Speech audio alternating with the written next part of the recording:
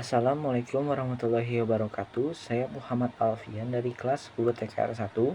Saya akan menjelaskan materi tentang cara menghindari sifat riya dan sum'ah.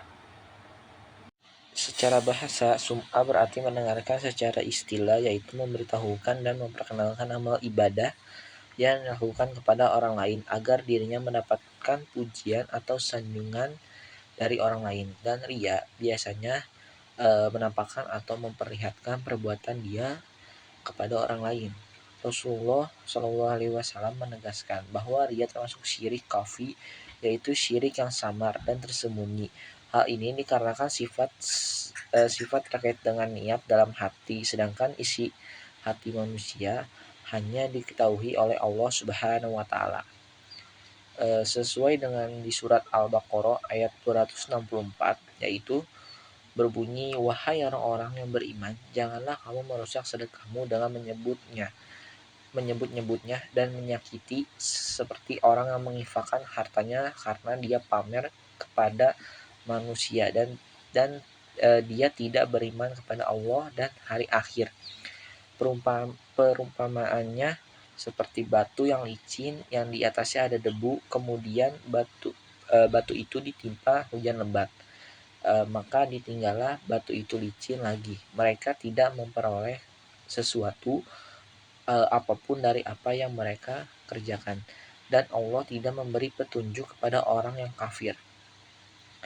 Dalam Ustadz Ahmad terdapat sebuah hadis Nabi Shallallahu Alaihi Wasallam sebagai berikut, yaitu dari Mahmud bin Labib berkata, Rasulullah Shallallahu Alaihi Wasallam berkata, syirik kecil adalah suatu penyakit yang sangat berbahaya bagi beliau. Lalu para sahabat bertanya, apakah syirik kecil itu? Jawab beliau, riya besok di hari kiamat. Allah menyuruh mereka mencari pahala amalnya kepada siapa tujuan amal mereka itu. Firman-Nya, carilah manusia waktu hidup di dunia. Kamu beramal tujuannya hanya untuk dipuji atau disanjung oleh mereka. Mintalah pahala kepada mereka itu. Riya dibagi menjadi dua tingkatan, yaitu riya kholis dan riya syirik. Riya kholis itu melakukan ibadah hanya mendapat pujian dari manusia semata. Sedangkan riya syirik yaitu melakukan suatu perbuatan karena niat menjalankan perintah Allah dan sekaligus juga karena ingin mendapatkan sanjungan dari orang lain. Riya dan sum'ah merupakan penyakit hati yang merusak amal seseorang. Kedua sifat ini sulit terdeteksi, namun memiliki ciri-ciri dapat dilihat atau dirasakan seseorang yang bersifat riya dan sum'ah. Riya dan sum'ah memiliki ciri-ciri sebagai pertama, satu, selalu menyebut dan mengungkit amal baik yang pernah dilakukan. Kedua, beramal hanya sekedar ikut-ikutan bersama orang lain agar dilihat baik.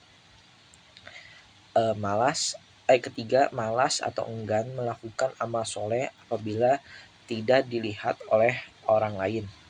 Keempat, melakukan amal kebaikan apabila sedang berada di tengah keramaian. Kelima, amalannya selalu ingin dilihat dan didengar agar dipuji oleh orang lain. Keenam, tampak lebih rajin dan bersemangat dalam beramal dan mendapat junjungan. Sebaliknya, semangat akan turun apabila mendapat cemomohan orang lain. Dampak negatif tersebutnya antara lain, pertama, muncul rasa tidak puas atas amalan yang dia telah dikerjakan. Kedua, muncul rasa gelisah saat melakukan amal kebaikan. Ketiga, merusak nilai pahala dari suatu ibadah, bahkan bisa hilang sama sekali. Keempat, mengurangi kepercayaan dan simpati dari orang lain. Kelima, menyesal apabila amalnya tidak diperhatikan oleh orang lain. Mengingat dampak negatif dari sifat riya sumpah di atas, maka sudah seharusnya umat Islam menghindari sifat tersebut. Memang bukan perkara mudah, sebab pada dasarnya semua manusia itu senang mendapat sanjungan dari pujian orang lain. Berikut ini beberapa cara menghindari sifat riya dan sum'ah. Pertama, meluruskan niat.